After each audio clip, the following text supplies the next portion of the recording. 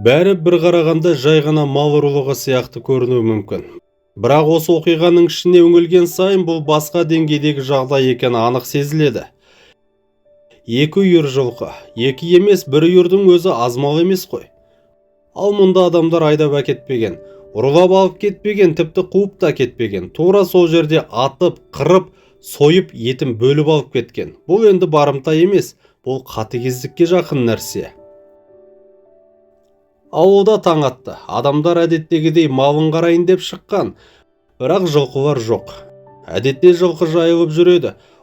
Ұзап кетсе де ізін табуға болады. Бірақ бұл жолы із басқа жаққа емес, қырғынға апарды. Жерде қан, шашылған ішек қарын, терілер, бас сирақтар.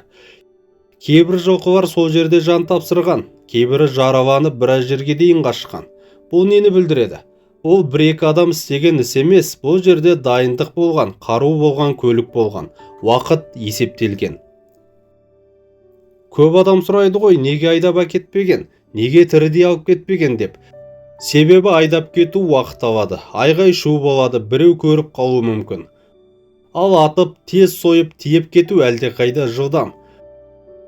Бұл әрекеттен қорықпайтын адамдар ғана осылай істей алады.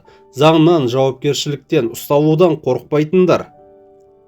Екі үйір дегеніміз шамамен қанша? Кемі 40, кейде 60-70 бас.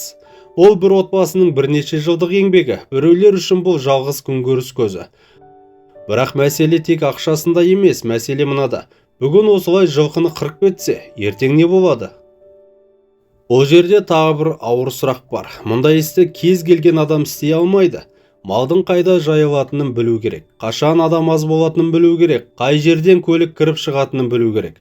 Яғни бұл жерде ішкі ақпарат болуы әбден мүмкін. Ауыл адамы, таныс немесе бұрын осы жерді көрген біреу. Бұл ойдың өзі ауыр, себебі ауылда бәрі бір-бірін таниды ғой. Ет қайда кетті деген сұрақта мазалайды. Себебі сонша ет бір жерге барды, ол жоғалып кеткен жоқ. Біреу сатып алды, біреу жеді, бәлкім базарға түсті, бәлкім тойханаға кетті. Бұл да қоғам үшін қауіпті нәрсе, себебі тексерусіз, заңсыз сойылған ет денсаулыққа да, қауіпсіздікке де қатер. Полиция неге ұстай алмай жатыр деген сұрақ қойылады. Себебі мұндай істер кеш анықталады. Жылқы жоғалды дегенде ұрылар әлдеқашан кетіп қалған. Камера жоқ, GPS жоқ, із тез суиды. Ал қылмыскерлер дайын болады.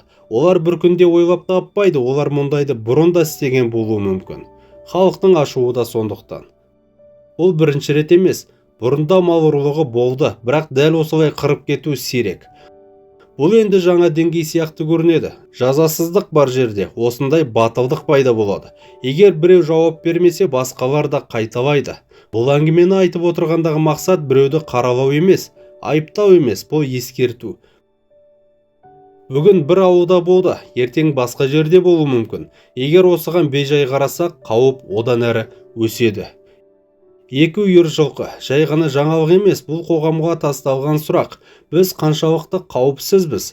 Ауылда заң бар ма? Ертең кімнің малы кетеді? Ертең кімнің есігін қайғы қағады? Міне мәселе осында. Осы жерден кейін көп адамның ішінде бір күдік пайда болады. Бұлар мұндайға қалайша батылы жетті деген. Себебі ауылда бәрі бірін-бірі біледі, бәрі бір-бірінің көзіне қарайды. Ал мұндай іске бару үшін адамда не ар-ұят болмау керек, не арты не болатынын мүлде ойламау керек. Немесе ең қорқыныштысы, ештеңе болмайды деп сенуі керек. Осы сенім қайдан пайда болады? Ол жазасыздықтан пайда болады. Бұрын ұрлады, ұсталған жоқ. Бұрын айдап әкетті, іс жабылды. Бұрын біреудің малы кетті, бірақ шу басылды.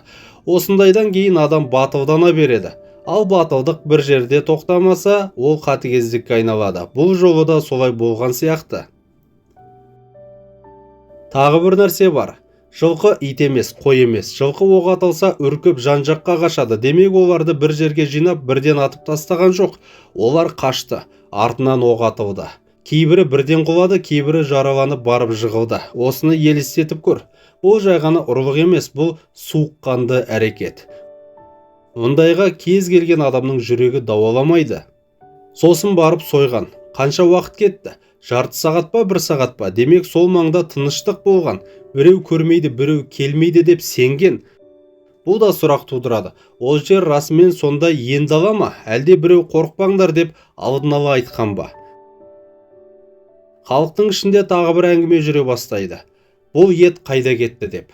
Себебі мұндай көлемдегі ет бір үйге ғана арналмайды. Бұл жерде өткізу арнасы болуы керек.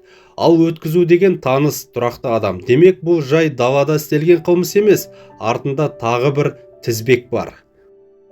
Осыны айтқанда кейбіреулер ренжиді, ауылдың атын шығарасың дейді. Бірақ үнсіз қалу да дұрыс емес. Себебі үнсіздік рұқсат сияқты қабылданады. Ал рұқсат бар жерде қылмыс көбейеді. Тағы бір ауыр мәселе – қорқыныш. Осы оқиғадан кейін ауылдағы адамдар түнде тыныш ұйықтай ала ма? Малын жайылымға жібергенде жүрегі тыныш па? Ертең тағы осылай болады ма деп ойлай ма? Міне, ең үлкен зиян осы. Бір ұрлық бір ауылдың психологиясын бұзады. Кейбіреулер бұл бір рет болды, енді қайталанбайды дейді, бірақ тарих көрсетіп отырғандай қайталанады. Егер тоқтатылмаса, егер ашылмаса, егер нақты жауап болмаса, тағы болады. Мүмкін басқа жерде, мүмкін басқа малмен, бірақ міндетті түрде болады. Бұл жерде енді заң мәселесі шығады. Мал ұрлығы үшін жаза бар, бірақ халықтың сенімі азайған. Себебі ұсталды дегенде сирек естиміз, ал мал табылды дегенде одан да сирек естиміз. Сол себепті адамдар өз бетімен күзет ұйымдастыра бастайды, түнде далаға шығады, бұл да қауіпті. Ең өкініштісі осының бәрі бір сәтте болмаған. Бұл бір күннің, бір түннің мәселесі емес. Бұл жылдар бойы жиналған проблема. Ал 2 үйір жылқыны атып сойып кету сол проблеманың шегі, шарықтау шегі. Қазір жұрт ашулы. Біреу әділдік сұрап отыр, біреу қатал жаза сұрап отыр, бірақ ең бастысы, ол ұмытылып кетпеуі керек. Бүгін бұл мәселе тренд болып, ертең жаңа видео шығып, бәрі басқа тақырыпқа көшіп кетсе, онда бәрі бекер. Себебі бұл жай жаңалық емес, бұл ертең кез келген адамның басына түсуі мүмкін жағдай. Бүгін жылқы, ертең басқа мал, арғы күні басқа нәрсе. Егер біз мұны болды да кетті деп қабылдасақ, мәселе тереңдей береді. Осы жерде тоқтап ойланып қарау керек. Бұл елде ауыл бар, ауылда адам бар, ал адам бар жерде қауіпсіздік бірінші орында тұруы керек. Әйтпесе тыныштық деген ұғым жай сөз болып қалады.